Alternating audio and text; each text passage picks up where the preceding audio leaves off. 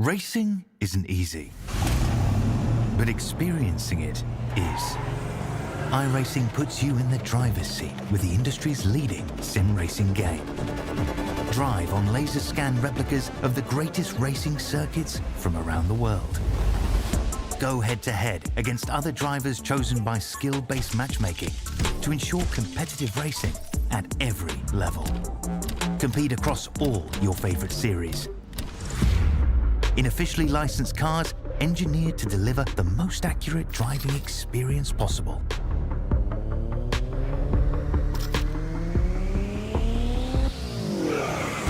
Join a race or host your own with players from across the globe.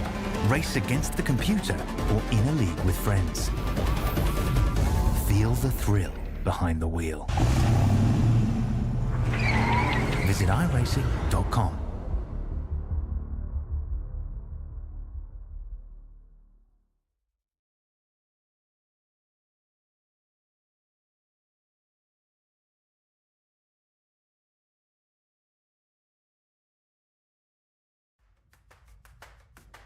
He walked into Montreal a full flight ahead of everybody else. He walked away so well last time out that this was always going to be a bounce-back race to keep an eye out on. It's a championship of Jordan Gronkowski versus Jacob Reed, and it takes its space here around the circuit Gilles Villeneuve. Salut Gilles, and salut to everyone here around the world watching this, the 9th round of the iRacing Grand Prix Tour. It kicks off 8 straight races that follows directly the Formula One calendar, and I tell you what, we can't wait. I'm Jake Sperry. Caitlin Penny back alongside me here for today's action. Caitlin, this is as brilliant of a street circuit as it gets. It doesn't feel like a street circuit the way it drives. It is a case of having a technical opening in second sector, and then it is all about pace and top speed for that final run along Casino Straight and towards the Wall of Champions as we head to the Strait of Montreal. Absolutely. Thank you for the introduction, Jake. I'm very excited to be here. This is the kind of circuit that really suits Grand Prix cars, where it is tight, it is twisty, but it doesn't feel like a street circuit, as you said. There are bits of it that feel like they're purposefully designed, that they're meant for a Grand Prix car to experience them. And there you see the track map. You can see it's many artificial chicanes designed to slow the cars down just a little bit, so they're not heading into those hairpins and straights absolutely flat out. But that presents its own unique challenge where if you get alongside someone, they're going to have the inside for the next corner, and then you can tuck back in and get the run. It's a great circuit, and honestly, I'm really looking forward to today. Although I think, Jake, we can safely say that a Mercedes is going to win it.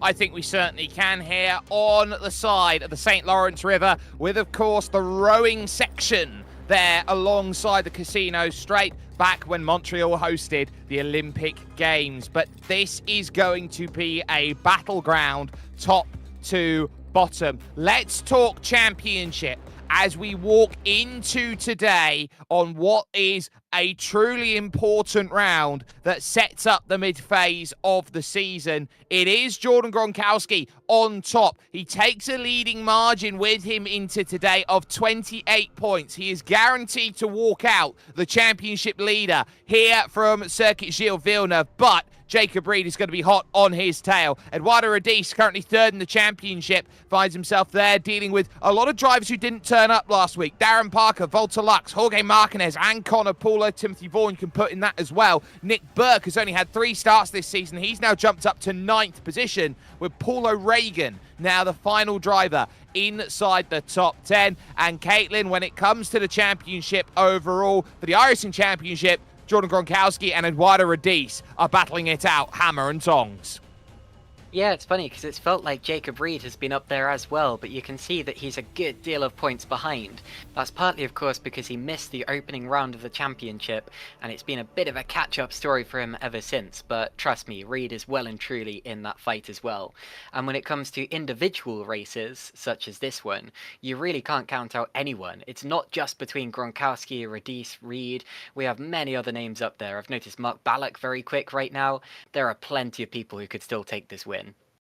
There are so many drivers who could throw their names in the hat. This is round 9. It's a 70-lap race. We run 305 kilometers worth of action. Now, you do have to use those 2 tyre compounds here today. Soft and medium is what we're expecting. You can use as well the drag reduction system after the start of lap 3. We know that the drag reduction system is getting phased out into X mode and Z mode coming up soon in terms of the 2026 regulations, but the drag reduction system is here with us in iRacing for the foreseeable future. This is what we're expecting here, Caitlin, in terms of life and pit lane time. It's worth noting that we're expecting this one today to be almost a reverse, how the medium is going to be less run and then the soft's going to be out there going forward. Very similar to Long Beach last time out, but slightly different.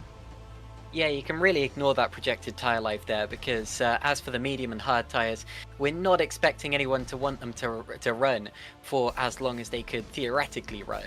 Realistically, the soft tyres are going to be the ones for crunch time, and we heard that in the equal split race that happened just now, there were drivers running 38 plus laps on the soft tyres, which is over half of the race. So definitely expect to see the majority of cars on the soft tyres at the start and running through towards the end of the race, even though they have to use 2 tyre compounds. Qualifying is just about completed. All drivers are there. It is Eduardo Radice who puts the car on pole position. He will have the reigning champion of Jacob Reed alongside him there for company, 1/10 off the pace of a 1:13.495. It's the championship leader, Jordan Gronkowski. He'll go from 3rd. Mark Ballack will go from 4th position, the Italian. Following that, then, you've got Adam Webb, great qualifying in 5th. He loves this circuit. Warren Diallo is there in 6th, with Thomas Barbieri 7th, and Nick Burke in 8th position. They find themselves 6 to 7 tenths adrift. You then got Anthony Catt. He'll start from 9th and hoping for a better start into turn 1 than he did last time out at Long Beach. Edward Apariari is along with him for company. George Van Rensburg starts on row 6. Alongside him in 12th is Florian Kammeyer with Yestin Chiapalone in 13th, and Mark Van Dalen picking up a podium out there last time out. He goes from 14th. It's then Brandon Powell and Jason Green on row 8 with Klaus Siemetz and Kent Nielsen making a star-studded 9th row of the grid. Michel Rudeau and Daniel Radmilovic will make up the top 23 drivers here today looking for times. Ray Griff-Ewan and Oyvind Haugland were the last drivers to set a time, but it was Balázs Gaya who was the last one who couldn't get a time in on the board. The Hungarian will have to go from the back of the grid in 23rd position. One of the shortest runs here towards turn numbers 1 and 2, the Virage Senna, as it is known after the legendary Ayrton Senna and his legacy that goes on forever and forever. But this is going to be all about who decides what. Gronk going for the soft compound tyre then, and so too will Adam Webb and George Van Rensburg decide that they want to get the quick tyre going first and try and make some hay while the sun shines. This is going to be a fantastic scramble to see who is going to get what in terms of this race and who is going to mastermind their way forward. The last of the drivers then we're waiting to get gridded up. I believe it is going to be Jason Green who will wait as long as possible, and at 2 minutes I think he has just missed the grid, so he'll start from the pits to try and get himself moving forward. But lights on here at the Circuit Gilles Villeneuve. Lights out here at the Circuit Gilles Villeneuve. Great start there off of the front row by Eduardo Radice. He's going to be unchallenged into the opening corners here of turns 1 and 2. Fantastically done. Ballack struggled off at the start. He's dropped back to 5th and now maybe 6th as Thomas Barbieri now looks for a little bit of a run here towards turns 3 and 4. It's a single file chicane as he drops through. Barbieri's going to have to drop back out of the way, and Diallo just about scrambles through. Watch out for bottlenecks. Yeah, very clean start there, Jake. We had 2x2 Noah's Ark formation through the first couple of corners, and that's how you do it. That's how you get through without tangling up with your opponents. And you can really do that at this circuit, because if you get the inside for one corner, you're on the outside for the next. Now we're heading up towards La Pangla, which is a tight hairpin. You don't necessarily want to make a move here, because then of course you have a really, really long straight where your opponent can just slipstream past you if you have an affected exit. But this is where the DRS will be enabled later on, this is where the overtakes will be taking place. But realistically, Gronkowski and Webb will be hoping to get past as quickly as they possibly can to use up the advantage of their soft tyres while the sun shines. Yeah, and we've got these conditions here today where it is going to be rather interesting, partly cloudy. We sit at right now, out then at the final chicane and really making some drive. Look out behind Anthony Cat. That's George Van Rensburg who's looking for a move and a bit of side-by-side in towards the opening section. That's Nick Burke who's looking for a way through on Florian Kamar, who overshoots it through the first part. That's opened the door up nicely for the American from Pennsylvania to now find his way down the inside, and a little bit of Philly fire finds his way through. Fantastic stuff, good move there, and he's up into 11th position. Of course, there are points going all the way down. If you look at the iRacing Championships, you don't necessarily have to be in the top 10 in order to score points, but everyone wants to aim for those positions, or as high up as you can possibly get. And here comes Jacob Reed now up alongside Eduardo Radice into the La Pangula hairpin, but he doesn't go for it. I think he was worried about the exit, and now we'll see how that affects them. Oh, there's a car around. It's Klaus Siemetz who's gone around, but watch out for the race lead. It's Jacob Reed now going to the outside. This is purely about battery. Who's got enough and who's deciding to get through? They both harvest at exactly the same time. And on the brakes, Eduardo Radice a little bit braver with the inside there. And that's going to bring the soft compound runner, Jordan Gronkowski, the championship leader, onto the back of this group. These three have been sharing podium after podium after podium so far this season, Caitlin. In terms of the last three races, only twice out of 9 have these three drivers not been on the podium. Yeah, they're the class of the field for sure, and I'm sure that it's going to be the same thing today. But Jordan Gronkowski will be hurt by sitting behind Radice and Reed in the early stages. Now we're looking at a replay here. This is heading up to one of the artificial chicanes on the lap, and it looks as if Radice got a pretty bad exit there. Oh, he tagged the wall, and that's how Jacob Reed was able to get a better run and get alongside him. We're coming up the same corner now, and he's done it a bit better this time, so no contact with the barriers. But yes, that's how Reed was able to get alongside Radice, and then he had to really make a decision of, do I go for it now or do I sit back and wait?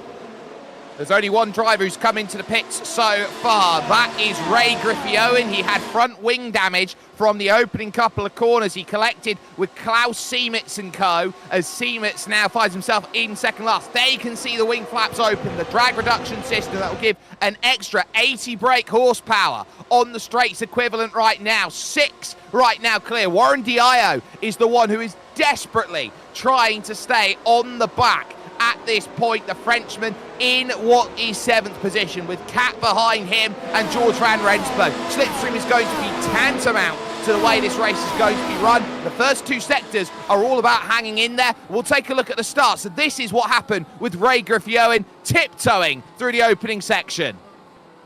And he runs into the back there, and contacts with 2 other cars, one of them being Klaus Siemetz, and around he goes because someone else has hit him from behind. You saw Jason Green appearing from the pit lane in the background. So unfortunately he is damaged, but we saw last time out with Jordan Gronkowski that an early pit stop is not necessarily the end of your race. You probably won't be able to run it all the way through on softs as Jordan did, but even so, it's definitely worth continuing on to see what you can gather from it.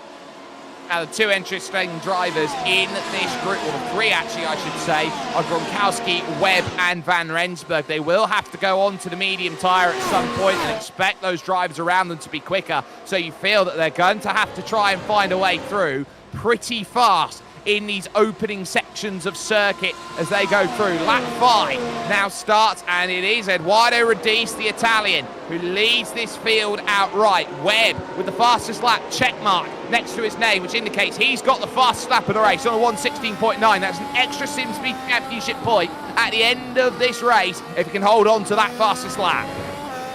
Yeah, also the driver who got tipped into a spin at turn 2 on the first lap was Kent Nielsen. Thank you very much to Jay for our lovely spotter guide. I can see that it was indeed Kent Nielsen's car. He's recovered, he's in 21st position. So not the best start of the race. He's now behind Jason Green, who started from the pit lane. But luckily they're all still running, and Webb's missed the corner.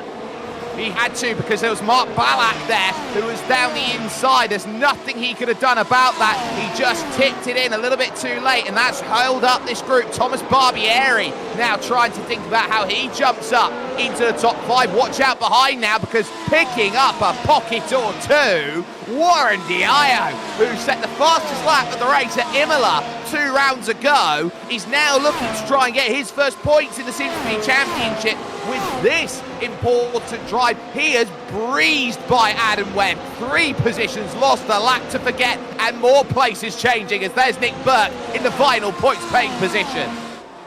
Across the start-finish line we go, another fastest lap, and it's Jacob Reed, 1:16.640, as Reed pushes hard to keep up and potentially pass Eduardo Ruiz. Further back, there's a battle. Jason Green still trying to make his way through the field. Michael Rudeau is the car in front of him with the DRS flap wide open. And that's the problem with trying to attack someone when you're still bunched up in traffic like this. They may well get the advantage of the DRS as well. You end up with a little bit of a train forming. Meanwhile, talking of trains, we're seeing that very much here, but Jacob Reed is desperate to get past Eduardo Radice and therefore away from Jordan Markowski. I'll tell you what, Eduardo Radice is desperate to not deal with these two, the top 2 in the championship, who will have everything to prove in the one-upmanship of bragging rights. Jordan Gronkowski, lest we not forget, has not been off the podium since the opening round. 4 wins, 1 second, 2 thirds. How close do you want to get? A decisive lift out there from Jacob Reed, realising that he can pick and choose his moment to go and make the move if he should so please, and he would like that at the opening corner. Thought about it but got caught in 2 minds. Definitely hoping that he can find a way through. Now this is George van Rensburg making the pass on Anthony Cat straight down the inside. The 3rd chicane is the toughest. You are one-line suits all, and if you cannot get it slowed up, you have to let them go before you reach turn-in. Otherwise, you are escaping across the grass. And not only has he disposed of Anthony Cat, but he's also got through Warren Diallo as well. So George van Rensburg on a charge on those soft tyres, making up 2 positions on the last lap. His next target is actually Adam Webb, who is also on the soft tyres, and who has also been over the escape road there, or the grass, at the 3rd chicane. So he'll be hoping not to be forced to do the same thing again, but George van Rensburg has been showing that determination early on in this race, and that's what we like to see. Yeah, this has been a really fraught race, an aggressive start to the race as we look on board with Nick Burke, as he will look then. 1 light on the dash that indicates he goes through. Got to look back up though for the race lead. There was a little look for that move done for Jacob Reed. He's pulled back out of it though, but this is going to be the sort of race everywhere you look there's going to be an opportunity, and Jacob Reed thought about it into the final chicane, not there. Jordan Gronkowski, not there, and Nick Burke, by the way, didn't get the move done on Anthony Cat. And Mark Ballack now with the fastest lap, the Italian. 1:16.4, so that's about 0.2 of a second quicker than the previous best lap. It's from Jacob Reed. It's almost exactly 0.2 of a second quicker with 5 thousandths of a difference. But anyway, so that's going to be a difficult lap to beat for the meantime. We are expecting that lap time to come down as the race progresses, because later on there'll be more drivers on soft tyres, and of course there'll be lighter fuel loads as well. So expect the actual fastest lap to come in the last few laps of the race, or at least the last stint of the race. But what it does show right now is the intent that Mark Ballack has. This is the first time in the race that he's had clean air in front of him, as Adam Webb slid off the road just a couple of laps ago. And it also shows that Ballack is quick, as he proved in qualifying. Yeah, Ballack is really fast at this point, and is definitely a threat here in this race. Webb and Van Rensburg back together again. Another search for the inside. This is where it's going to get interesting here, where all these drivers are really pushing to try and get themselves through. Van Rensburg passes Adam Webb, but at this moment, Eduardo Radice just about doing enough to hold everybody behind. Jacob Reed sets the timing sheets purple for just a second. Mark Ballack gets one. George van Rensburg now takes the fastest lap as they go through 3 fastest laps on lap 8 of that race. And I know it doesn't matter much, but Reed and Ballack's laps were identical. They were both 1:16.393. So just a little bit of trivia for you there. Now what we've just seen, that's George van Rensburg making a move on Adam Webb. So he's got another position down, and that's an important move because it's on a driver on the same starting tyre as him. So that's even more likely to be for position and passing someone on the mediums. Great move for George van Rensburg, and like you said, takes the fastest lap in the process. Tell you what though, looking at the current sector times, Mark Ballack might be about to take it right back again, and Reed might be about to take the lead. Look how close he is. He's really close. Ballack at 1.6 seconds off of Jordan Gronkowski is hoping for that attachment of DRS. Here goes Jacob Reed, searching for the inside then to take the race lead on lap 9, and he does, and missing the chicane behind is Jordan Gronkowski. He'll have to take a slowdown penalty. That's one of the toughest slowdowns that you get through that section. I think he's got away with it though, and in terms of taking the full escape, if you go over the anti-cut curb, it's a lot worse. That used to be a 4-second slowdown going through there. It's a little bit more lenient now. Yeah, he's got very lucky, but he's got Mark Ballack approaching quickly. We know how quick Mark Ballack is at this point in the race. He will be a little frustrated not to have the clean air that he had before, but this is what you race for, to battle hard with people wheel to wheel. Now we're looking back at Edouard Apari-Ari and Florian Kammer, who's following him closely. Kammer normally qualifies a little better than he did today, so he might be a little bit out of position. Maybe didn't quite have the practice that he normally gets, but still plenty of time left in the race. And now we head back to the straight once again. What can Radice do about Jacob Reed?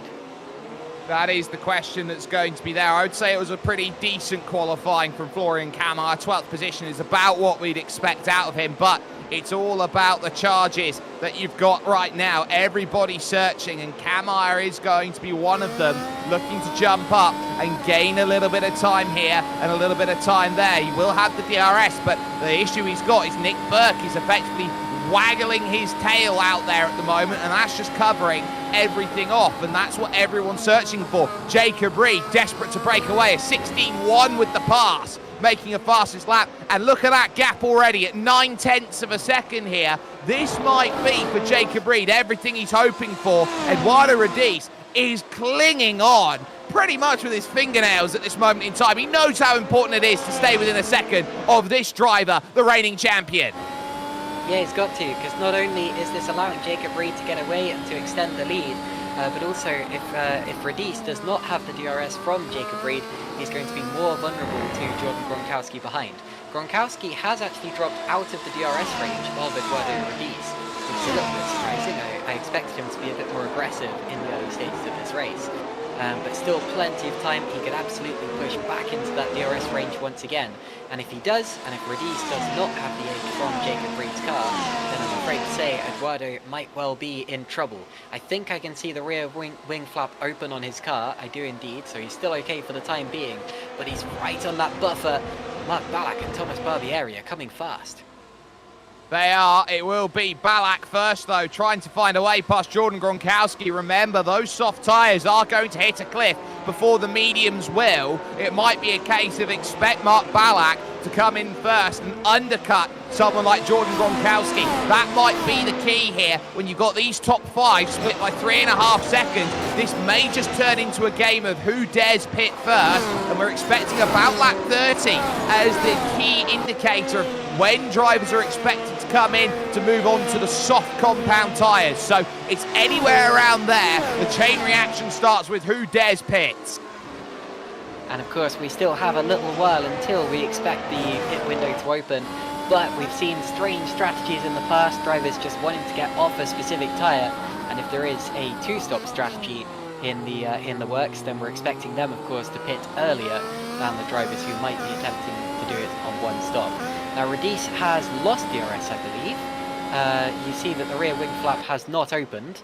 And so that means that he's now vulnerable to Gronkowski, who does have DRS. He's bringing Ballack and Barbieri with him for company. And for Jacob Reed, this is exactly what he wants. The drivers behind him to fight, while he just gets that clean air, pulls away into the distance, and sets fastest laps again and again. Whoa, 1:16.098.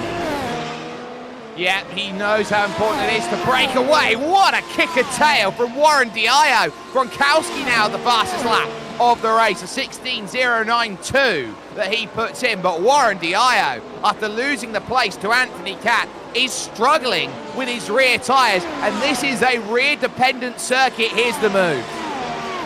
Yep, so you can see that Cat has the DRS. He gets alongside Dio up the inside. And then, of course, you have this chicane to worry about. Massive curbs and a bit of a kick of oversteer. He avoided the curbs for the most part and avoided the barrier, which is the more important thing. And a good save for Dio, but it will cost him some time. It will, and that time is going to be crucial. It adds up and adds up. It's how much time you try and avoid bleeding away. At this point, second, third, fourth, and fifth, all in the train right now. Radice, Gronkowski, Balak, Barbieri. As they sit, it's Jordan Gronkowski on the back foot and was desperate to try and find a way through. But Eduardo Radice here is doing what he can to hold things off. 301 kilometers an hour on the straight. Gronkowski can only make 310 kilometers an hour on the straight, so he's only got 9 kilometers an hour to go and play with. I think Gronk was expecting to put the car in pole position today, Caitlin, and has gone for maybe a higher downforce set. Potentially, yeah. I mean, he does tend to, doesn't he? But Gronkowski is now struggling to keep up and to pass Eduardo Radice.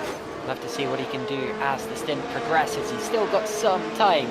But you're right that this is not ideal from a strategic point of view. Of course, what my friend Jake is alluding to with the rear wings is that you can, of course, come at it with a different type of rear wing. There are heavier bevels where you have more rear downforce. You can have lighter rear wings where the car goes faster in a straight line. And if you do that, of course, then you'll be better at overtaking and defending. But you won't necessarily be as quick over the course of a lap when you're running on your own. So there's a real balance that you can find as to how much rear downforce you want to run. It changes depending on the track, it changes depending on the driver's own personal experience and personal preferences. And of course, where they intend to start on the starting grid also affects that. Now we're watching Balázs Galya attacking the back of Mark van Dalen's car. Well, Gaia in Hungarian means galley, and he will hope to sail forward in his galleon at this moment, powered by Mercedes. You've got Michel Rudeau, Jason Green, and Kent Nielsen there, and there goes Gaia, absolutely motoring by. Easy as you want, Van Dalen trying to get aggro. Straight back and in the Wall of Champions. He tags the Wall of Champions. One day he'll be a champion, it's not today. And Jason Green saw it and got a squirrely moment trying to avoid everyone. Yeah, I'm wondering if Jason Green might have touched the wall as well. He kind of acted as if he had. But anyway, that was lucky that everyone ended up getting out of it. We saw at Long Beach last time out that if one driver gets a swapper on in a tight corner like that with only one line, then sometimes it can bunch up and you end up with a 4-car shunt. That happened at the start of the race last time out. Now we're watching it from on board Jason Green, and you can see the carnage that happens up ahead. Bonk into the barriers, and no, he was well clear of the wall. I don't know what I was seeing, but even so, slightly overreacted. And look at that, Gronkowski's up to second. Well, not only that, Jacob Reed ran off the road at the final chicane, so he's made a mistake as well. That lap will be invalidated, so this is big. The gap 1.4, wrong time to have a mistake, Jacob Reed. Just when these drivers started to switch about positions, it is as basic as you like of a pass. Jordan Gronkowski demanding the inside, but Jacob Reed overshot the final chicane. Yeah, I didn't see that, but he has lost time, hasn't he? Meanwhile, Jordan Gronkowski with the fastest lap of anyone, the first driver to do it in under 1 minute 16. And now we watch Jacob Reed as he, well, clearly he knew that he was coming into the corner too fast even before he reached the apex, because didn't really attempt to make the corner in the end, just cut straight across in order to avoid spinning the car around or bouncing it over the curbs or anything that would have been worse. But even so, that's cost him plenty of time. Gronkowski may even have DRS this time around. Mark van Dalen then into the pits. How long's this one going to be for him? Out and away, 10.2. That indicates then that he's had to change the front wing. But Jordan Gronkowski at 1 second. Right now, keep himself in. Watch out behind. Thomas Barbieri looking for 4th position on Mark Balak. But Balak not finding anything. You'd expect Mark Balak from the northern more regions of Italy, the German-speaking part of Italy that not many people get to talk about out there, but he's certainly finding a really good amount of running at the moment here is Mark Balak. But at the this moment in time, he realises he's in the race for 4th and 5th, and the last thing he wants is Thomas Barbieri trying to find a way through. He's got to stay within about 5 seconds. He's got half a chance if he does. Yeah, these two have dropped back a decent amount from Gronkowski and Radice, so that shows you how hard they've been fighting. Meanwhile, you can see on the back of Gronkowski that he has the DRS. There are 3 DRS zones on the track. One of them is on that little back straight that we've just seen. The other one, of course, is on the longer straight heading down towards the final chicane.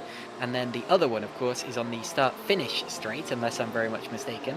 But Gronkowski does have the advantage of the rear wing flap now. This should help him to approach and potentially overtake Jacob Reed. It will definitely help him to defend from Radice if Radice comes back at him. And there you see the gap as they head down the straight towards another lap of racing. And you see how the gap comes down with Gronkowski using the slipstream, the DRS, the overspeed, and potentially a little bit of extra energy from the hybrid system as well. This is critical for Jordan Gronkowski as he lights up the timing sheet purple again. This time, he brakes devilishly into the 115 to 15.6 from the Scotsman as he now descends through 3 and 4. One of the small bits of elevation change that you see on this Montreal circuit. This is where it's tantamount here, Caitlin, because those soft tyres, you would argue he's got 20 laps to push on them to try and get as much as he can from them. Jacob Reed will realise that he's about 10 laps away from pitting onto a brand new set of soft tyres. So that will give Jordan Gronkowski, in effect, if he can make the pass, 10 laps to figure out how much of a gap can he build. Yeah, this is really interesting from a strategic point of view, because normally you'd say that Gronkowski is rather screwed. You'd say that he's spent too much time hooked up behind medium-tired runners. But with the way that the drivers are using the softs here, like the kind of default tyre that they want to finish the race on, as Gronkowski takes a little look on Jacob Reed coming into the chicane, Reed made the mistake before. But yeah, with this slightly unusual form of strategy today, you really can see drivers like Gronkowski doing a very similar strategy to what he did last time out at Long Beach. Just really, really long and jumping people when they least expect it. And this is Barbieri versus Balak. Balak just about getting the elbows out, saying you're going to have to try and find a way through. Searching a little bit to get into the mirrors. Through 3 and 4, but no dice for Thomas Barbieri. Finds himself stuck behind Mark Balak and hoping that his race is going to be opened up a little bit more. That is as close as it's been for a pass, and look at how he's tried to set this up. He just uses the entire first stretch here in terms of setup, waiting, and they call this double DRS, Caitlin, because of course you get a second load straight after to try and slingshot your way through. Yeah, and it is true double DRS as well, because there's no extra activation zone. If you have it for the first DRS zone, you have it for the second DRS zone. It can basically be treated like one, but with a little squiggle in the way. And of course, they don't... Oh, and look at this. Gronkowski very close to the back of Reed, and they have a little bit of traffic coming up as well. This is tense moments here from Jacob Reed. Now, it's Ray Griffey-Owen who should get out of the way relatively simply when he sees the blue flags. But of course, Reed's mind is going to be churning overtime with, well, what if he doesn't? What do I do then? Well, the blue flags are advisory, not mandatory, which means that it's the responsibility of these 3 drivers to get safely around Ray Griffey-Owen. He doesn't have to move out of the way for them. That's where iRacing is a little bit different from Formula Star Racing. It's not blue flag, jump out the way, but Ray Griffey-Owen is a gentleman. He wants nothing of these 3 who currently lead this race right now. Eduardo Radice, currently the 3rd of those drivers who will just about find a way to cling on forward. This is a mega moment in this race. Reed, Gronkowski and Radice right now. These 3 have pretty much found themselves with everything in terms of the racing this season, and it will be these 3 who will challenge for the title by the end. It's been a slow start for Radice, but Radice probably is the one driver, if he can find a rich vein of form, he'll be nigh on impossible to stop if he wants to. Gronk getting close once again, isn't going to be close enough to get this move through the first part, but now this is where he gets a second kick of DRS. Can he find it this time? But I think there's just enough battery to cover. Just as close as you want, but not quite. This is great stuff. Now, this is such a short circuit. We will see some more traffic coming up throughout the course of this race. I'm just very much hoping that it doesn't affect anything towards the race result. Look how close they get to the barriers as well. The white line pretty much advisory there. You can't go over the track limits. The car's not wide enough, or the car's too wide rather. So the white line just let the driver's getting into the wall, and here comes Jordan Gronkowski to the inside with the DRS, and he leaves the brake in later. Does he make the corner? He does, and now we have a driver on soft tyres leading the race, and it's the fastest driver on track.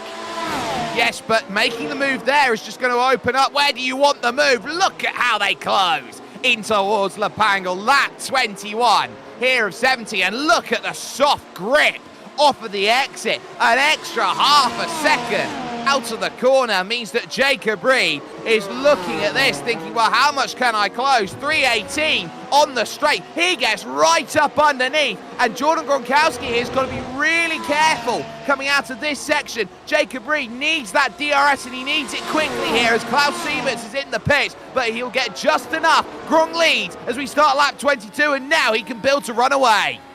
And a front row seat is the driving seat of Eduardo Rodis's car, and he very nearly ran into the back of Jacob Reed's car. You can see him just dipping a wheel into the grass on the outside there, being like, ooh, do I have space to squeeze through if need be? Luckily, he didn't need to in the end. Jordan Gronkowski still absolutely flying, setting purple sectors in order to get away from Jacob Reed to break that DRS as quickly as he can. Because at this point in the race, he knows that Reed is probably not quick enough to pass him, but this is a strategy race now. We still have pit stops to come. We still have plenty of pit stops to come as Klaus Siemens is in the pits as we speak. But yes, that does mean, of course, that Gronkowski now has to build a gap, knowing that Jacob Reed will end the race on faster tyres. Yeah, it doesn't look like there's anything there for Klaus Siemens. I think that he's picked up damage potentially there in the number 22 car. Either that or a speeding penalty. Now, this is something that we haven't really talked about. This is why these drivers are scrapping so close. They're trying to stay as close as they can. This is arguably the toughest pit entry in the world. Reason why? It's right on the racing line. You have to brake, and if you're second and you want to pit in first, a gap of half a second, you could so easily clobber the back of one Mr. Jordan Gronkowski diving into the pits if you're not careful. That's why track position is vital here around the circuit, Gilles Villeneuve. Yeah, it's something I see way too much, I'm afraid. It makes me cringe every time because I'm always like, well, the drivers know the danger of the pit entry here. You've got to be more heads up than that. And I'm sure that Jacob Reed would not do that. But anyway, it's something I tend to see at this particular circuit. Same with the pit exit, to be honest, because it comes out midway through a corner complex. Sometimes you get cars going side by side through turn 2 and just collecting someone on pit exit. But, you know, this is all speculative. These drivers are better than that. Meanwhile, Gronkowski is still setting purple sectors, his fastest in both the first and second of this particular lap. He will absolutely set the fastest lap of the race next time he comes across the line. And it will be a fastest lap that might stand for a long, long time in this particular race. Meanwhile, Reed once again has Rodis to worry about because he no longer, or won't very longer, have the DRS from the back of Gronkowski's car.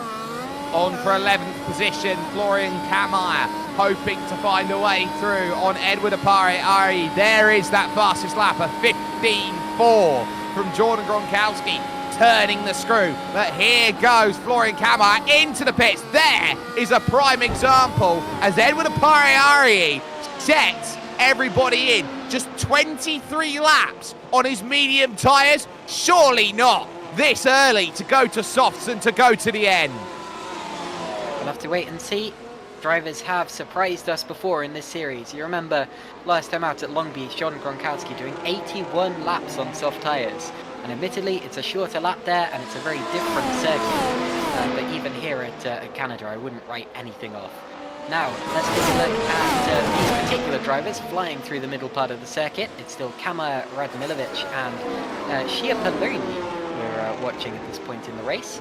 Of course, Radmilovic and Schiapoloni are two drivers who I don't think we've seen in the SimSpeed Championship yet this season, showing what they're worth out there. Radmilovic looking back at his rear wing as he looks back at the drivers behind him to always good to see new drivers coming into this series. It gives us a chance to commentate on plenty of different iRacers with different strengths and abilities, and yeah, some new names in this field as well. Justin Chapelone had a few starts last season and was pretty much there for the first half and stopped about Silverstone. He had a 5th place finish last year at Imola and an 8th place finish at Hockenheim. So he does know how to get a good performance out of the car, should he so need to at the moment. Daniel Radmilovic, of course, his first start, but he is the biggest gainer currently in the field. A gain of 8 from 20th on the grid up to P12. Indeed, yeah, you can see the positions gained on the bottom right there. 3 drivers have gained 8 positions in this race, and I'm sure that we'll see that changing as the race goes on. Luckily, very low attrition so far in this race, and don't you worry, I'm very much sitting on wood as we're talking. But yes, of course, as attrition starts to come into play, we tend to see drivers who started further back, maybe started out of position, making even more positions up. Remember, of course, that Balazs Gaillard was starting from the very back, having not set a qualifying time, and Jason Green started from the pit lane. So those are the two who you would say are the most out of position on paper. And now the leaders are catching a little bit more traffic here. That'll be Mark van Dalen. So let's see how quickly or reluctantly Van Dalen gets out of the way of these guys. Jacob Reed has done well. He's dropped drivers out there, and that's Adam Webb dropping 2 positions. I think he's gone across the chicane and has had to give them up. It's absolutely that, and the way he's gone across the chicane is a slow down penalty. I reckon that's why he had to slow it up so much. See Cat go through, see Dio go through, struggling on his rear tyres. Adam Webb looked like he was dead set for a top 5 in the opening 5 laps of the race. All of a sudden, this race is just turning away from him, one mistake at a time. Yeah, and there's the slowdown. He has to pull off to the side of the track to make sure no one else runs into him, and good on him for doing that. But of course, that will cost him plenty of time and 2 positions in the process. Meanwhile, I've just seen Kent Nielsen has got a move on Michael Rudeau. That's for 18th position. Still plenty of time left to go in the race for drivers further back to gain places. And now this is Anthony Cat, Warren Diallo, and Adam Webb, 7th, 8th and 9th. DRS Open on the back of Diallo's car. It's another name that I did not know before this particular broadcast, Warren Diallo, but doing a very good job up there in what is an extremely competitive field here. Plenty of drivers with upwards of 5k I rating. Everyone, almost everyone in the A license rating, so very competitive field, and running 8th is nothing to be sniffed at whatsoever. Warren Diallo had the fastest lap of the race over at Imola a couple of rounds ago. He can, on his day, find a lot of cadence, and he is giving Anthony Cat, who was 4th in the championship last year behind Jacob Reed, Jordan Gronkowski and Marcel Fassbender, a driver who was so consistent, which is what got him up there. And Anthony Cat has really been struggling this season, and he had no luck. Now, there is Edward Apariari in 16th place. He needed to get through on Brandon Powell quickly. He's got to run the gauntlet. He'll be dealing with drivers on old medium tyres, and look at how he does this. Absolutely breezes around the outside of him. That's so brave. You need to be so careful not to turn in slightly too early and take the front wing off your opponent, because you will be spun and you will probably clobber the Quebec wall in the process. But yeah, very heads-up driving there from both of those, and Eduardo Pari-Ari, who is on those fresh soft tyres, was able to make the move seemingly with relative ease. But trust me, he would have been on the edge of his seat during that whole process. Now, one thing I've noticed here is that Reed has kept up with Gronkowski. So even though Gronkowski is the fastest driver on track and has the fastest lap, Reed's last few laps have also been well and truly inside of the 115s. He's right up there on pace, and on average, about the same as Jordan Gronkowski here, as he sticks with his main championship rival towards the strategy, the pit window. And I really think that Reed, despite being in 2nd place, is still in the most advantageous position for the eventual race victory. I think he is as well. Jordan Gronkowski, of course, will have to run the medium tyre. Oh, he just about clips the wall of champions there. Does Jacob Reed. He is pushing to an absolutely magnificent level. It was the left rear tyre that has clipped side-on contact, and Gronkowski doing a 15.3. They are going right to the wall, and even to the point of clipping the wall of champions. The champion of last year clipped the wall of champions. It's like an omen. Yeah, this is Kent Nielsen having a bit of a lock-up, going wide. And up the inside of him goes, is that Michael Rideau? And goes through on the inside. Good stuff. Meanwhile, Anthony Catt appears to be into the pits as well, so that's a sign that we are at the start of this proper pit window. And I'm expecting that Reed, Gronkowski, Radice have all got to be thinking about coming in soon. Gronkowski possibly a bit later than the others from what we know about the soft tyres here, but you can never write it off. Let's watch what they do as they head towards the pit entry here. It's about how much can you hold on. I reckon Jacob Reed, the moment he falls outside of 1 second, is going to dive. That's what I reckon is going to happen. Gronkowski closed down once again. This is going to be a really tough battle. Question's going to be, what does Eduardo Radice do to throw himself in the hat? You feel that Radice has got to come in earlier because he is dropping time now. He's 2.5 seconds off the pace of Jacob Reed. So now he's got to feel like he's going to have to make a choice. And remember, this is a longer pit lane than what you experience in Formula One. This is an IndyCar pit lane that they've got here, which means that those pit boxes, they go right up to the pit exit line. Yeah, they do. It's a relatively short pit lane for what it is, actually. And you do save time by going through the pit lane, as opposed to going... I mean, obviously you don't save time because there is a pit lane speed limit, but realistically, it is actually shorter than doing the actual track. You skip not only the final corner of the lap, but also the first corner of the lap. And as a result, you can definitely afford to make more pit stops than you otherwise would. That's why I commentated a race on Alphax 2 the other day, where they were running much softer tyres, as into the pits come Kent Nielsen and Michael Rideau. Rideau, who seems to have missed his box ever so slightly, versus slightly backwards. But yeah, it's why in that particular race they were absolutely fine doing 3 stops or even 4 stops, because you simply don't lose that much time in the pits here. I'm not expecting 3 stops or 4 stops today, but it definitely does leave you open to 2-stop strategies if the need arises, and it also means you shouldn't be jumping quite as many cars as you otherwise would be. This is horrible for Eduardo Radice in 3rd position, because Rideau and Nielsen have come out right in front of him. And there's Brandon Powell to get through as we focus on this 3-car battle right now, as Yestin Chiapalone sees Daniel Radmilovic go deep and decide to take his stop. That has thrown Chiapalone as he has to escape. But watch this for Eduardo Radice, as now he sees out of the pits, whoop, whoop. Suddenly, it's not I've got 1 to deal with, I've got 3. Radice on the wrong side of it, and he's still bottled up behind Kent Nielsen. Yeah, it's what I'm talking about with this pit entry. It really does spit cars out in front of you, and you don't see them until you're midway through the corner. And now look at Radice. Oh, he's still behind Kent Nielsen, and he's got that DRS. Nielsen reluctant to let him through here, and into the pits comes Eduardo Radice.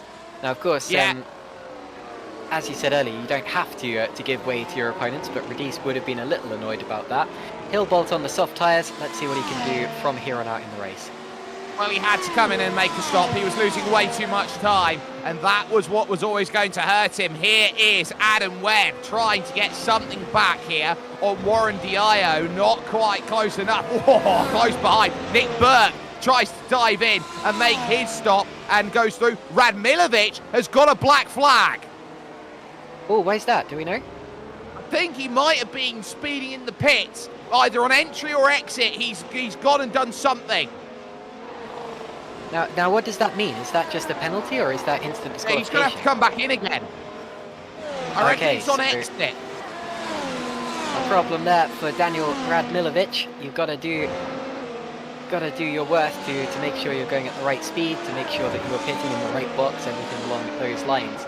And you can see that something went desperately wrong for that particular driver there. Into the pits comes Chiapoloni, who was very briefly shown at the very top of the timing tower, although put back to his rightful position now. And there are still some more drivers left to come into the pits, including our leaders, Gronkowski, Reed, even Balak. We're on board now with Radmilovic, who has done something wrong, transgressed in some way that we didn't see, and that will cost him plenty of positions. Might be incident as well for Radmilovic, I'm not sure out there, so we'll get an understanding when they go through. We'll keep an eye on that time. If it's 30 seconds, that's a stop and hold penalty that is out there, and that would be disastrous for him in terms of this race. 34 seconds would be the number to keep in mind if it is that sort of penalty, and it continues on more than that, so that is quite egregious in terms of what he's had to manage with. Jacob Reed keeping your race leader, Jordan Gronkowski, honest. It's these two titans here at the iRacing Grand Prix Tour which are bringing themselves in to what is some simply sensational racing. Jason Green now finds himself in the pits, but now what about you, Gronk? What do you have to deal with? Because Jacob Reed is keeping Jordan Gronkowski honest on mediums compared to softs. Yeah, this is great stuff from Jacob Reed. He's definitely been the best driver from the opening stint of this race. He's putting himself in a great position here, because not only has he gained time on Mark Balak and Thomas Barbieri, not only has he kept up with Jordan Gronkowski, but he is also pulling away from Eduardo Radice, who would otherwise be his closest challenger.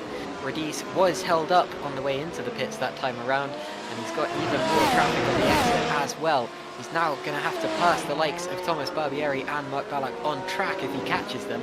There is Eduardo Radice just up ahead. You can see Thomas Barbieri. So not ideal for Eduardo Radice. Jacob Reed has played it absolutely perfectly. He's been driving like a car on softs, even though he hasn't yet bolted on the softest compounded tyre. Barbieri was slower on that lap compared to Gronkowski and Reed. That is quite a statement, and that will now mean that there is not that much concern from these two. Gronk is running so fast. Jacob Reed is able to hold on with the slipstream, that he's making this perfect. In comes Jacob Reed to make his pit stop, and now that's big. Car in the wall. I think that's Radmilovic, who's gone off at the Wall of Champions. Yeah, definitely Radmilovic, and I've just heard that it was almost definitely speeding on pit lane exit, I think, as Jay has told me. He was about 70 or about 87 kilometers per hour at the cones, when there's actually an 80 kilometer pit speed limit. So he obviously took off the speed limiter too early. Now let's see what he's done here on the track. He's gone out of, and he's lit up the rear tires. And oh, he got so unlucky. I tell you what, for a long time it looked as if he was going to avoid the wall entirely, and then just clipped it just hard enough to knock off that front wing and necessitate yet another stint in the finish. Fastest lap for Eduardo Radice, but look at that gap, it's still 5.5 seconds. Thomas Barbieri now in the pits from what was 4th position at the time. So Barbieri now is in, and now it's about what times Gronk can do compared to what times Jacob Reed can. Jacob Reed only needs half a second to leapfrog Jordan Gronkowski in the stops. It's that sort of game that he's got to play. There is the damaged machinery of Daniel Radmilovic, who, to go on top of the fact that he's been in the pits once, been in the pits twice, will now have to come in a 3rd time. Indeed. Well, that's race ruined, isn't it? But if he can keep going, then at least he can say he finished the race. There's Jacob Reed in the background, and into the pits comes Daniel Radmilovic. I would just keep going for the fun of it. Honestly, racing with these guys is a privilege in its own right. And into the wall, a little brush of the wall there. Was that Thomas Barbieri, who's just been in for his pit stop? He's going to be attacked now. And this is Edouard Apari-Ari, who gets up alongside him. And he pitted significantly earlier. He's had more time on those softs and has now got through on Barbieri, partly because of that mistake, of course. Now, I'm hoping there's not too much damage, because this is a difficult circuit at the best of times, especially when your car is damaged. But also, look how much time Eduardo Pariari has gained by pitting earlier than the others. He's got right involved in this fight, but he was nowhere near whatsoever. And back through on the outside now goes Barbieri with the slipstream and the DRS, and manages to stave off that particular attack. But yeah, pretty hairy moment, and you don't want to be doing that too much. Well, Barbieri's actually lost out quite heavily here because that's Nick Burke who's just come out of the pits in front. That's also Warren Diallo out of the pits just in front. So all of these drivers have leapfrogged here. One, Mr. Thomas Barbieri. He has struggled in this phase of the race. Look at that, 11.6 in the box, a front wing changed. Yeah, it must have been. That's way longer than you would otherwise sit in the pit box. The drivers aren't in the habit of getting a tea and coffee while they're in there. They do want to get back out on track as quickly as possible, so must have been a damage repair or something along those lines. Meanwhile, Jacob Reed becomes the first driver to do the lap in under 1 minute 15. That's the advantage of having fresh tyres and pushing.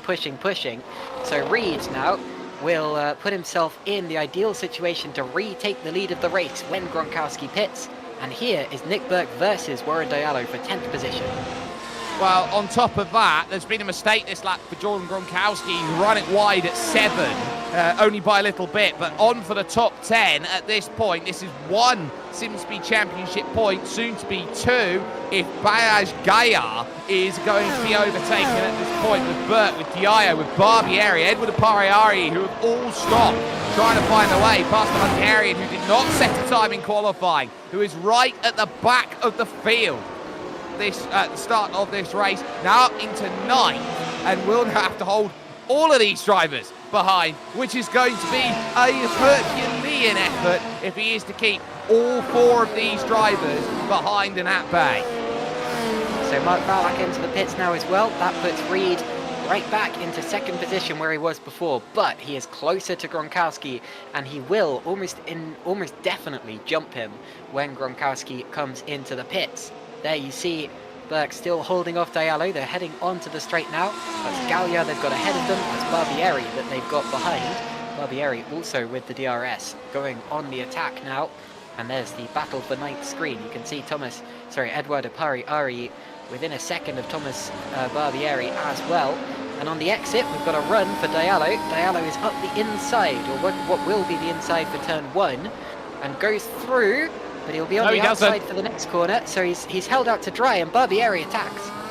Well, look at this. This is opportunistic from Barbieri. He'll take the inside, heading to turn 3. Interlocking wheels almost, round the outside to hold the defence. Warren Diallo does not know when to stop. Brilliant stuff on lap 38. He just about held it all together there. Thomas Barbieri is feeling very hard done by. He looked at all that work of Nick Burke's defence, and he nearly came up with a little bit more, searching under the bridge for the 3rd chicane. Not quite finding it there, the most decisive of the lot.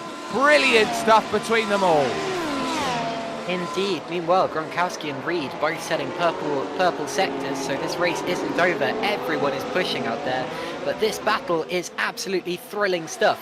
Yes, Diallo was very good in defence there, holding off Thomas Barbieri, but at the same time, it looked for a long time as if he would pass Nick Burke, so it wasn't quite the ultimate success that he was looking for Warren Diallo. Someone coming to the pits there? Yes, Florian Kammer and Ballack. It was Gaillard. Gaillard, so 2 drivers into the pits on the same lap. I thought I saw someone come in. And once again, Diallo takes a look at the back of Burke's car and isn't able to get through into turn 1. Nick Burke is doing everything he can here to hold on to this position. The driver 9th place in the SimSpeed Championship, rushing down the hill at 3 and 4, now through 5 and 6 and into turn 7. Diallo pretty much hugging there the rear diffuser of that Mercedes W13 performance right now. He is desperate to find his way through, and he is not having any of it, and one wrong step, Thomas Barbieri pounces. Bent Nielsen into the pits as well, not having the best of days after his spin at the 2nd corner. Back to this fight. Ooh, a little bit of a look for Warren Diallo. We're now going to see a replay, and this is Jason Green. Well, that's Nielsen about to lose it. Ooh, well, and he was clipped by Reed, was he? Oh, and a spin, and someone else has gone into the wall at the same time. I swear that was Jacob Reed who clipped him, so Reed involved in that. Yeah, he was. Now that's big. and you don't often get into situations like that. Jacob Reed would have had next to nowhere to go. We'll take another look and see how big of contact it was on the front. Oh, he's got away with that there. He has just about got away with one. In some worlds, yes, he did make contact, but I think the netco's just saved him. Yeah, sometimes what you see from one camera angle disagrees with what you're seeing from another. It's all to do with packages and simulated computery stuff. I don't really understand it, but whatever, it seems that he's got away with it. Now we're on board with Mark van Dalen. You can see that Nielsen's lost it in front of us, and almost in sympathy, he's been distracted by that and gone into the barrier, just as we saw from Radmilovic earlier on. Looks as if Nielsen and Radmilovic are both out of this race now. And what's happened? Well, how has Jacob Reed, after almost making contact a lap ago, come out of that with a 1:14.8? That is fantastic. Absolutely. Clearly wasn't put off by that at all. I'm about to sneeze. Well, you've got Mark van Dalen in trouble. Third last time out. Over, of course, at Long Beach. Not getting what he wants here. Still, Thomas Barbieri now finds himself ahead then of Nick Burke. So he's through. He's got what he wants out of it. But crucially behind, it's Warren Diallo who's been bottled up with everything there. Here's a driver who's yet to come in right now. George van Rensburg. Driver behind him yet to come in. Adam Webb. Driver held up. Mark Ballack. Indeed. So, Mark Ballack now all over the back of Adam Webb. But we're looking at George van Rensburg, who leads the two through. Look at Ballack up the inside and gets through in the hairpin. Now that does leave him vulnerable on the exit. I do like the livery on Ballack's car. It reminds me of a 1980s LaRousse livery car. I think it might actually be inspired by that. But look at this, has the DRS and will attack George van Rensburg as well. So he's clearly not got as bad an exit. He tags him. Tags George van Rensburg, who comes into the pit lane straight away. So I expect he was intending to come in anyway, but still, you don't want to be run onto the grass like that. It can cause a much bigger accident than what we just saw, and van Rensburg's got lucky. That, I think you have to say, was George van Rensburg intending to pit, and of course there was no way that Ballack knew that George van Rensburg was intending on making that happen. But you can see here, 7th gear trying to get right up through, and there, just as he moves over to try and take the corner, George isn't going to lift there because he's got to dive into the pits, and that's a bit of miscommunication that we talk about here at Montreal. Yeah, I've seen people having big crashes doing that, so he has got very lucky, both of them have, in that win. And I don't think they will get damage. It was very side-on-side wheel contact. But anyway, George van Rensburg still in the race, and now on those medium tyres, which he will run to the end of the day. Very briefly, we had every single car still in the race on those soft compound tyres, which shows you how popular they are. But of course, we still have some who are yet to stop, such as this man here, Jordan Gronkowski, the race leader by 17 seconds. And if you looked at that, you'd be thinking, whoa, what a dominant day. It's another Jordan Gronkowski whitewash, but at the same time, he's still going to make that stop. He will be behind Jacob Reed. And yes, he'll be on fresher tyres, but they won't be quite as soft as Jacob Reed's. There is a chance that he just won't be able to catch him. So we'll have to wait and see just how much the gap is after his stop, and also where Eduardo Radice factors into all of this as well, because he is not out of contention just yet. I think Radice is going to be the building block that's going to have to be worked here for Jordan Gronkowski. I reckon he'll come out in 3rd position if and when he decides to go through. This is his 44th lap. He is going to start on his set of soft compound tyres. He realises in this race that he has got to build a margin and use as much as he possibly can at this moment of that soft tyre, and then gain a massive advantage by the fact that he can use this overcut, this huge overcut, and those fresh medium tyres to try and chase down Jacob Reed. That's all he's got at the moment, and he's doing well to keep his times in the low 15s. He was actually a 10th quicker than Jacob Reed on that last lap. Yeah, Gronkowski is absolutely flying. I mean, it's strange to say with such old soft tyres, but he is still going extremely quickly, and there's nothing to say that he's not going to leave his car even longer until he can't quite do the lap times that he's currently attempting. 1:15.2 was his last time around. To put that into perspective, his best lap of the race was not even a 1/10 of a second faster than that. So not only are his tyres still okay, they're actually just as good as they have been at any point in this race, at least according to lap times, that is. Now we watch what he does this particular time around, and he stays out once again, because why would he not? His softs are still absolutely fine, he can run them for as long as he likes.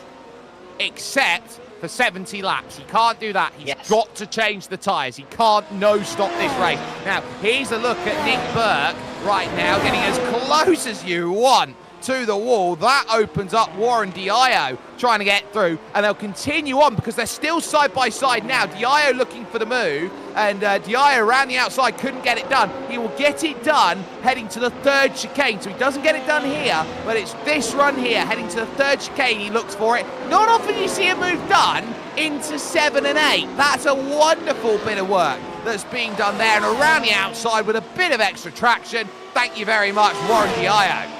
Does he keep it though? Because he's still on the outside here. He does. Look at that.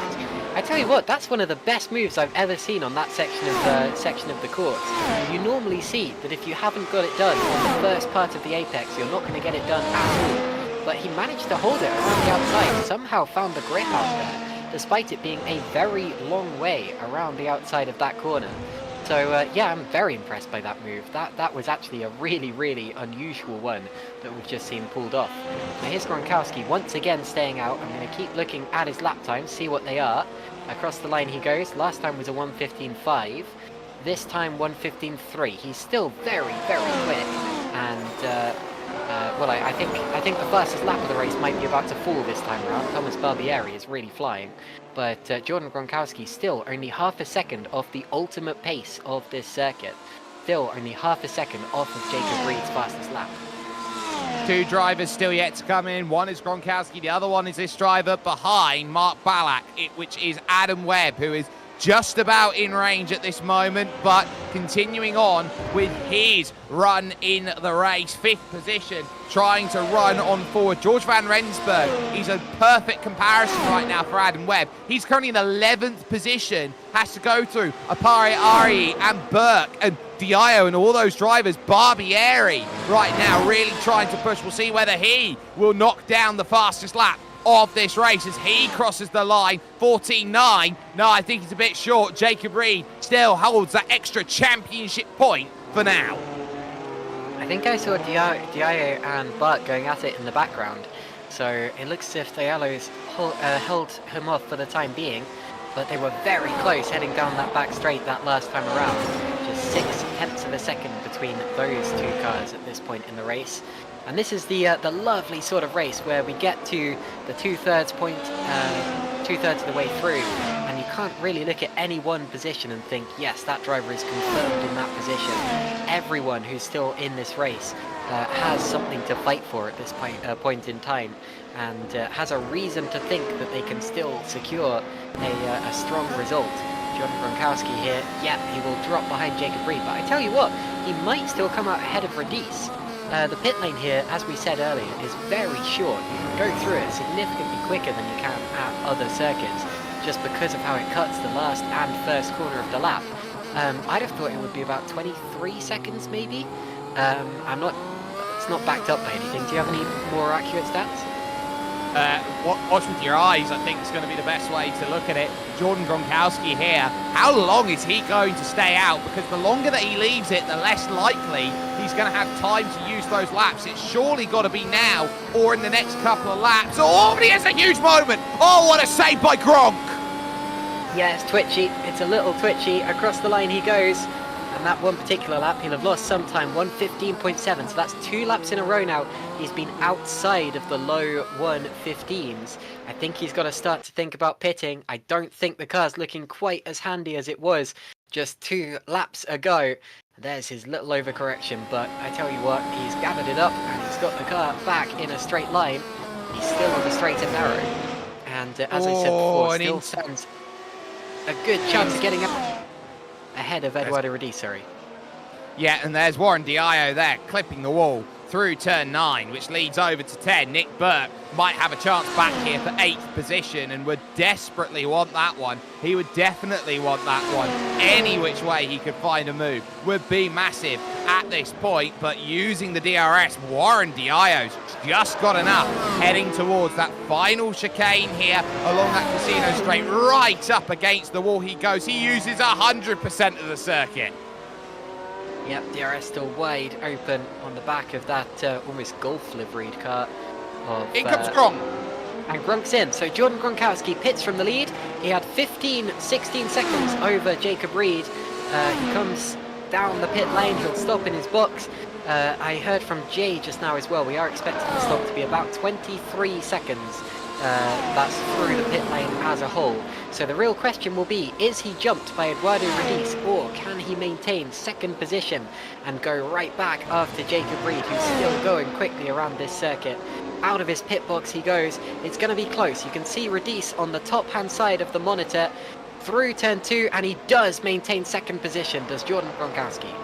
That's big. There was about a 10-second margin that there was there between Reed and Radice, and he's come out about 8 seconds behind right now. It's 6 at the moment on there, so 6.6. He finds himself behind. Work for Gronk to do. 6 seconds to chase down, 22 laps to go, and Adam Webb is the last driver. Oh, that's with a broken wing and broken everything, and that is another one into the Wall of Champions. Was that, did you say that's Anthony Catt or Adam Webb? That's Adam Webb, Wall of Champions. Wasn't he running really well just now? Oh, well, we're about to see a replay of him. He's heading down to the chicane. And Adam Webb from 5th position, I think, in the race, gets it all wrong. Ooh, heavily into the barriers. And that will be absolutely gutting to do so much of the race in such a high position and to throw it all away in such a simple fashion. But there's a reason that corner is so deadly. It's because it invites you to make mistakes like that. Here's Eduardo Radice running in 3rd position. Now, one thing I would say is that even though Jacob Reed is still running very well at this point in time, even though he's still in the low 115s, Gronk is not out of this race just yet. If he can put pressure on Jacob Reed, make him push till the end of this race, then Reed's tyres will start to go off. And if they go off enough, then Gronkowski might well catch him at the end. Adam Webb was the only driver yet to make a stop. He was the one going the longest, and I reckon those tyres just decided, you know what, no, didn't want to play ball anymore. This is where it gets paramount, and look at Gronk losing time. All of a sudden, it's Eduardo Radice who's closing. It was 3 seconds. It's now down to just 1.9. Eduardo Radice is going for it. Gronk's got no pace on this medium. Is he struggling to get up to speed, maybe? Sometimes you see drivers coming out of the pits and just not being as fast as they maybe should be, because you have to get the temperature into the tyres. It's also worth noting it's easier to get temperature into a soft tyre than it is onto a medium or hard tyre. It's just simple physics, really. The expanding nature of the tyre allows them to soak up the friction that they're experiencing and turn it into energy. But Gronkowski's still pushing on anyway. I'm going to take a look at the lap times. That one won't be entirely representative, but Jacob Reed still in the low 115s. It's a 115.0 for Reed. Just 0.2 of a second off his absolute best pace. Jordan Gronkowski, I think his last lap was invalid potentially, because I didn't see anything come through. Oh no, there you go. Last lap 115.691. So loses almost 0.7 of a second to Jacob Reed on that lap.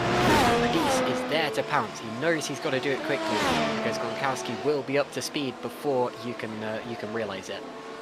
Well, for Jordan Gronkowski now, you feel this is damage limitation. You feel now that in this race, Eduardo Radice could take some vital points, and this is the difference between losing 8 points right now and losing 11 points in the championship. If Eduardo Radice can find his way through, it's the difference here between being 20 points ahead walking into Barcelona and being 17 points ahead walking into Barcelona. I'd rather have 20 points, and Jordan Gronkowski, I think, would also rather have 20 points. A little bit further back, this is Anthony Catt. This is for the top 5 right now. What a drive Anthony Catt's been having, as he has got Thomas Barbieri all over him, hounding him, and that's a mistake by Barbieri, really trying to maximise the exit here. Anthony Catt's got to look in his mirrors. Yep, here we go down the straight. I think he's lost a bit too much time to have an attack this time around, just by running so wide through the Lapangla hairpin. But look how much the DRS helps him as he gets towards the back of Anthony Katz's car. Now on the exit, he'll get a better exit again. Gets that DRS, gets that overspeed. You can use extra hybrid power at certain times in the race. It's all about harvesting. It's very complicated and very difficult to explain, but Barbieri, if he has any extra power, will be giving it his all on the straights. And now he's right back onto the tail of Anthony Cat again, with a chance to attack this time around, possibly even on the back straight, where we have a tiny little DRS zone coming up now. Well, the issue that you're going to see here for Thomas Barbieri is that every time he's trying to find a move, he's struggling. In comes Oyvind Horgland to make his stop, but now Barbieri, as close as you want, he's going to have to lift out of it there. Anthony Cat, millimetres between them right now, and I tell you what, Anthony Cat and Thomas Barbieri getting as close as you possibly can here between the Englishman and the Frenchman here on D-Day week. But now, here comes the chance for Barbieri to get it done here in the heart of Quebec, which is French Canada. Now here comes the chance with the DRS, and he is 330 kilometers an hour flying by. Au revoir, says Thomas Barbieri. Through he goes into P5. And Anthony Cat can say absolutely nothing to that. Even so, he will be very happy with 6th position. And if he finishes there, that'll be a job well done. But anyway, Jacob Reed continuing to push on, setting purple sectors, purple second sector that last time around. The real fight is Gronkowski versus Radice. Now, like I said before, Radice has got to get through quickly, because if he does not, then his tyres will potentially start to go off. So Jordan Gronkowski can get his tyres up to temperature, and then there won't be any more opportunities. And we're approaching the back now of Michael Rudeau, running in 14th position. Gronkowski all over the curbs on the exit of the corner, and Reed does set the fastest lap of the race so far, 1:14.743. That's a whole 7/10 of a second faster than Gronkowski went on that last lap, and even Radice gained by 0.2 of a second, so a little bit worrying here for Jordan Gronkowski, and this is once again playing in the hands of Jacob Reed. It's being chipped away, this gap, like an artisan with tools, and there's not much that Jordan Gronkowski can do. He's a little bit bottled up with Rudeau, who is not moving out of the way for him, but it will give a little bit of DRS, and so I don't think Jordan Gronkowski minds too much at this moment, because he can use that slipstream off of Rudeau to get through. Now Rudeau moves out of the way at the wrong time, some would say, for Gronk, because now he's got nothing to defend Eduardo Radice, who is at 0.8 of a second, and now, for the first time in a very long time, he's going to get DRS on car number 3. Jordan Gronkowski, who 18 months ago would have been the lowest iRacing driver in top split when he started. Now here comes Radice, closing that down right to the back, and here comes the chance. Fantastic drive through the final chicane, and now Gronk hard to the inside, tries everything to defend. Radice around the outside, Gronk throws it back through and spikes himself into second and says, you're gonna have to try a bit harder than that, Sonny Jim. Good defensive driving from Jordan Gronkowski. It is hard to overtake at this track, but not impossible. He still has to keep his wits about him. Jay Kennedy has just messaged me something interesting. He says that the track has cooled down about 5 or 6 degrees from the start of the race, and that may be one of the reasons that Gronk is struggling to get the temperature into his tyres, like some of the drivers did at the very start of this race. And that is that's a good thing to bring up. Of course, temperature, or that is ambient temperature and track temperature, they aren't linear with how well the tyres react. Sometimes, of course, if you get a really hot track, the tyres can actually start to lose grip because they start to overheat. But I don't think we have much worry about that with the temperature that we have so far. Here we go. All about Eduardo Radice, who goes to the outside of Gronkowski, and they're going to be sideways through the corners. Gronk has thrown it back through. That was pretty much a case of, you turn in, we're having an accident. Jordan Gronkowski shows his ruthless side to Eduardo Radice. Oh, he needed to do that. If he'd not done that, Eduardo Rodis would have been long gone. But yeah, really good defense once again from Gronkowski. And that was fair. I mean, he had the line. Whoa, there we see a rather opportunistic move from the lapped Michael Rudeau, who goes over the grass. But Gronkowski had the line. He had the responsibility to turn into that corner at some point. And here we're going to see a replay of Anthony Cat doing his own thing. And having a spin. Oh no. Now, I said that he'd be happy with 6th place. I'm afraid to say he's dropped to 8th. That's how quickly he can lose it, and now he's going to have to fight with Dio and Nick Burke for those places. So Anthony Cat, who, lest we forget, was 4th last year in the championship. Anthony Cat has struggled so much this season. He's just got 2 championship points to his name off of 2 10th place finishes. He'd absolutely take 8th place here today, and that would be showcasing a little bit more what he's capable of doing. But at this moment, he would have much preferred 6th place and to vault up those points. And now look at the gap that Jordan Gronkowski has built over Eduardo Rodis on what has been a struggle of a lap for him, as he now finds himself 3 seconds back. 3 seconds back now is Eduardo Rodis. That's breathing room for Jordan Gronkowski. Realistically, you have to say that he'll be focusing on the race for 2nd at this point, not necessarily for the win. Jacob Reed is just too consistent. But that was really important stuff from Jordan Gronkowski. You can't just let your opponent through and expect that the race is going to come back to you later on. You've got to fight for those positions because you never know. He still had the overlap. He still had a bit of his car alongside a bit of Rodis's car. So everything that Gronkowski just did was completely fair. And Eduardo Rodis will rightfully say, well, it was a bit cheeky, but then again, it's within the spirit of the competition. So Gronkowski, well and truly fair and square, kept that 2nd position. There's Jacob Reed now putting a lap on, I believe that's Chapeloni, is it? Going, no, that's Gaillard. Yeah, 12th place. So he's dealt with Yestin Chiapellone, that's no problem at all. He's passed Gaillard now for place, and Jordan Gronkowski, this is where the race is. What's the response back by Eduardo Rodis? 14.9. They're 4/10 off of Jordan Gronkowski. So he's definitely still got the cadence to go out there and get there. Nothing Eduardo Rodis would love more than to throw that back down the inside of Jordan Gronkowski and give him a taste of his own medicine. And we know that race drivers right now are like elephants. They never forget any time a driver wrongs them in a race, and they will use that as ammo, and suddenly Eduardo Rodis is armed. Yeah, I'm still looking at the lap times as well to see what they can do. Rodis on that last time around was in the 1:14s. That's about as fast as you can get in these cars. You're right that he's fired up.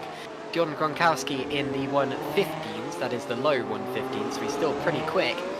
And getting quicker too. That's one thing that we really should note about this. Gronkowski, when he first came up the pits, was in the 15.7s. He's now in the 15.3s, and that's regular too. He's done that the last few laps around.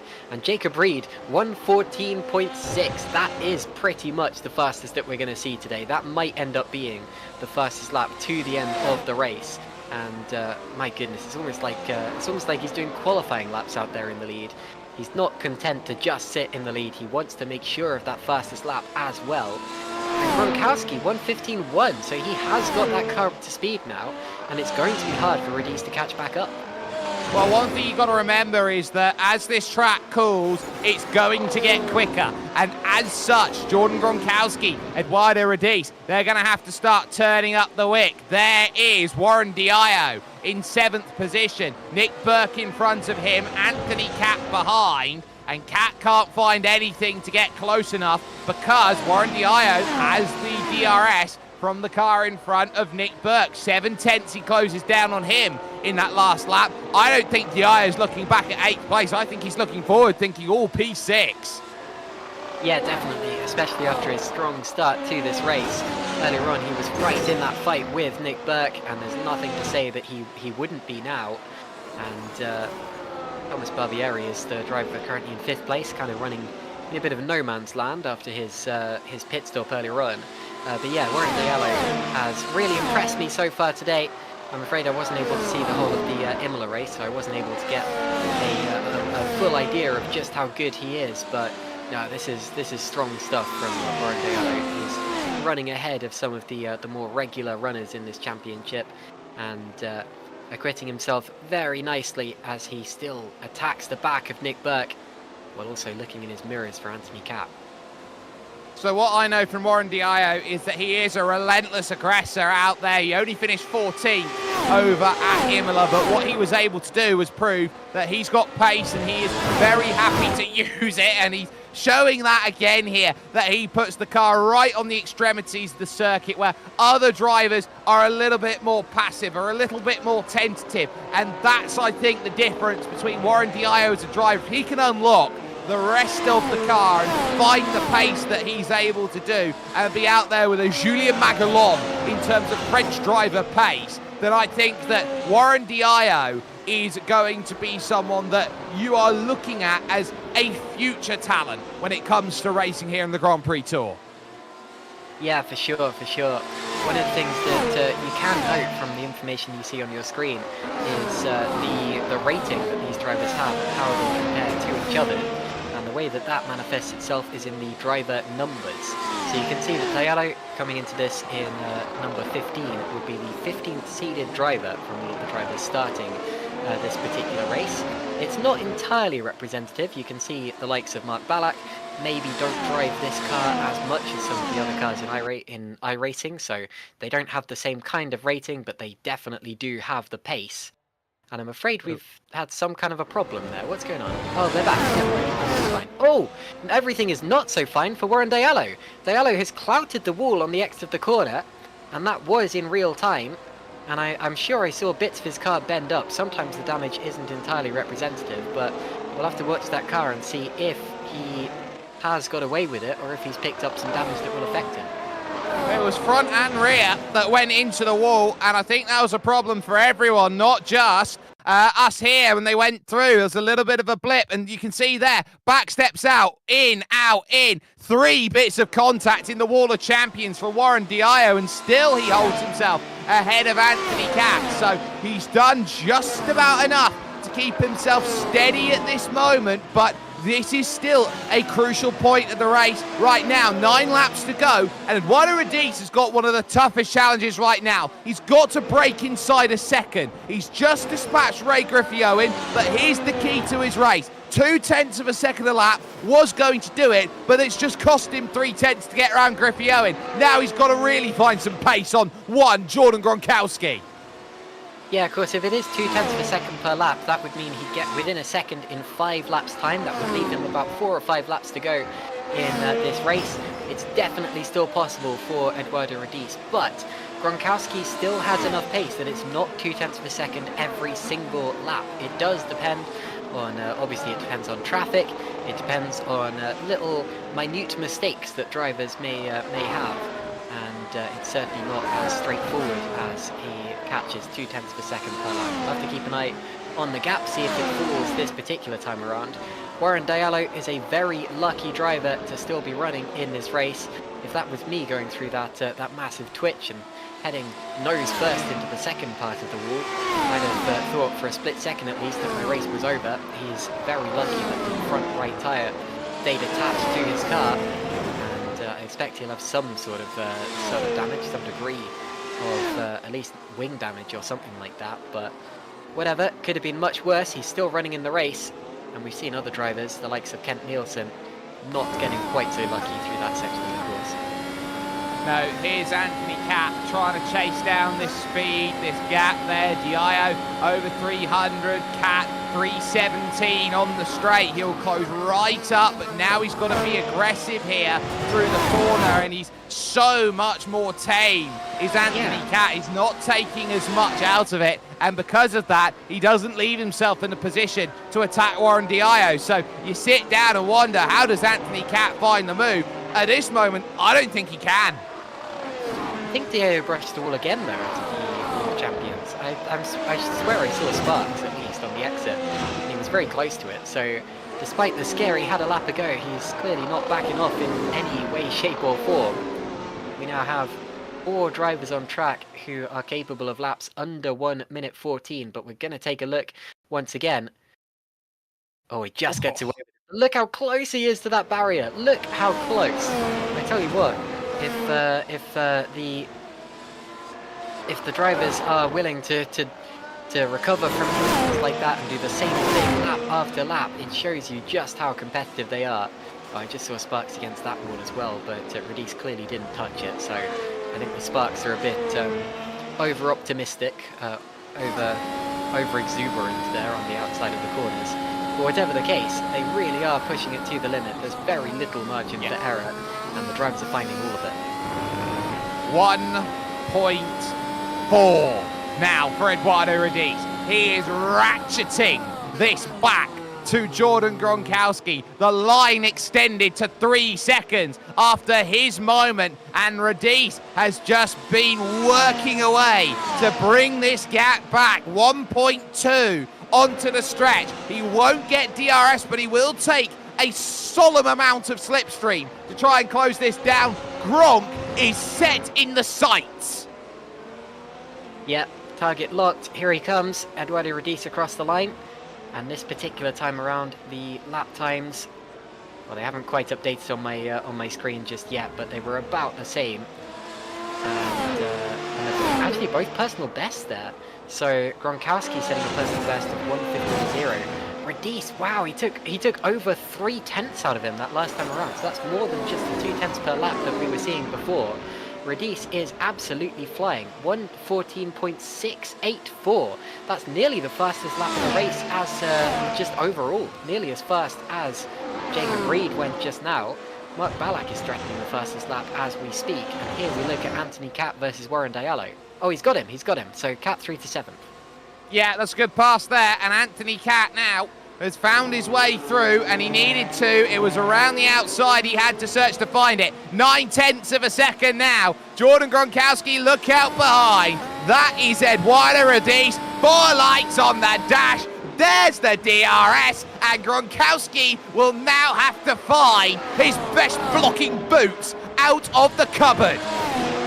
I was talking about the different driver seeds at the start of this little spiel that I went on just now, and you can see that if Radice was to make the move, it would be 1, 2, 3 in positions 1, 2, and 3.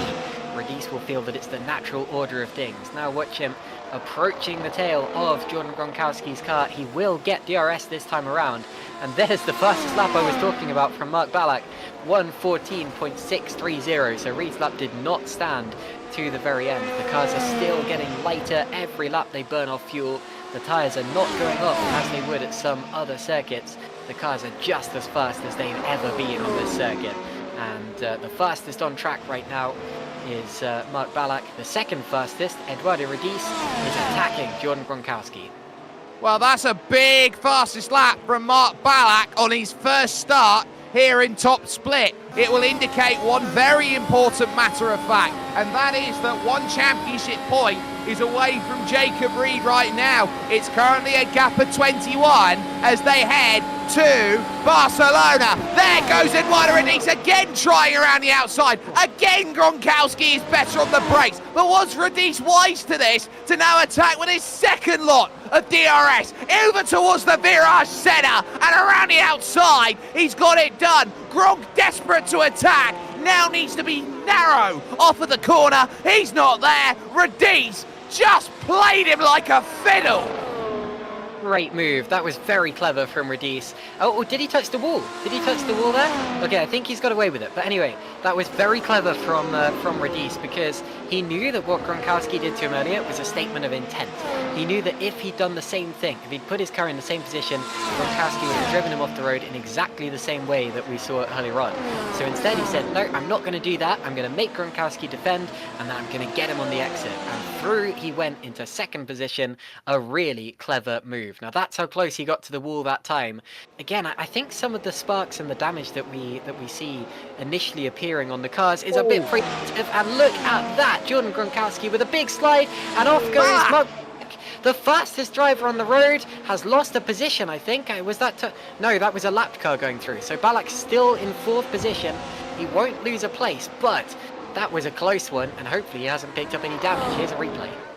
Well, Balak going through that chicane, always on power application. You are dancing there, just about keeps it out of the wall and continues going. Radice and Gronk both having a moment out of Lepangle. Then, as now with 3 laps to go, Gronkowski desperately sits at 9/10 of a second, trying to hold position. Edward Apari-Arie right now is up a place because Warren Dio has now fallen back into 9th place. And that was a very weird one for Warren. He just let Edward Apari-Arie go. I wonder if Warren Dio here is in a little bit of trouble with incident points. Potentially. Now here's a replay of Gronkowski, and you'll see him just kick out the car on the exit of the corner. Not quite as dramatically as Mark Balak just did, but he was going at a slower speed, so maybe got a bit lucky there. I don't think he'll have anything to say to Eduardo Radice over the rest of this race, judging by the pace that we've seen from Radice. And after Gronkowski led the race for so long, this is a little disappointing, but maybe he saw it coming with Jacob Reed, who able to keep up with him so well in those medium laps. I think that he'll still be relatively satisfied with 3rd position. It'll be good points, and it's probably the positions that all 3 of these drivers deserved to get out of this particular race. Just 2 laps to go in this race now, and Jacob Reed leads, followed by Eduardo Radice, although followed is a rather tenuous word, with a 14-second gap between the 2 of them. Gronkowski follows a little bit closer to Radice. Mark Balak is lucky to still be in 4th place. Barbieri, Burke, Cat, Edward Apari-Arie, Yalo and Van Rensburg are the top 10 as it stands, the provisional top 10, and the only drivers still left on the lead lap.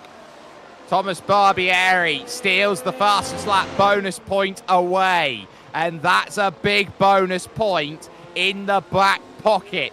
Lest we forget here that every driver is searching for a little bit here and a little bit there. Nick Burke still trying to hold off Anthony Catt in the final stages here of this race. But we now start the final lap here with Jacob Reed here leading this race. And he has been the consummate professional in today's running. Knew that he had to build a margin, and he used that middle part of the stint, keeping pace on medium tyres with Jordan Gronkowski. Pretty much set him up with a recipe for success. There wasn't really much that could be done. Gap down here between Nick Burke and Anthony Catt to 7/10 of a second on their penultimate laps of the race as they reach the Lepangle hairpin and go through. For Eduardo Radice, he was a little bit too far back. It'll be his 6th podium of the season without a victory. 4 seconds, 2/3.